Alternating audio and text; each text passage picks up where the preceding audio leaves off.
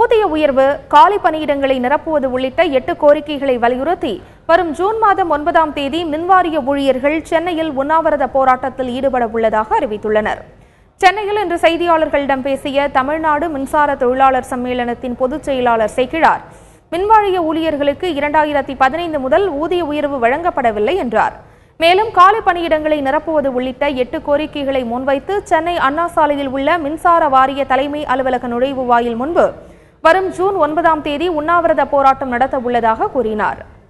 சட்டத்துறை 40,000க்கும் மேற்பட்ட காலி இடங்களை, அடிப்படை பதவிகளை மின்சார வாரியம் பூர்த்தி செய்து மின் நுகர்வோர்களுக்கு தரமான மின் சேவையை செய்ய வேண்டும். கோரிக்கைகளை வலியுறுத்தி தமிழகம் முழுவதும் இருக்கக்கூடிய மின்சார தொழிலாளர்களை ஒன்று திரட்டி எதிர்வரும் ஜூன் திங்கள் 9ஆம் நாள் சென்னை மின்சார வாரிய தலைமை அலுவலகத்திற்கு முன்னால் மிகப்பெரிய போராட்டம் நடைபெறும்.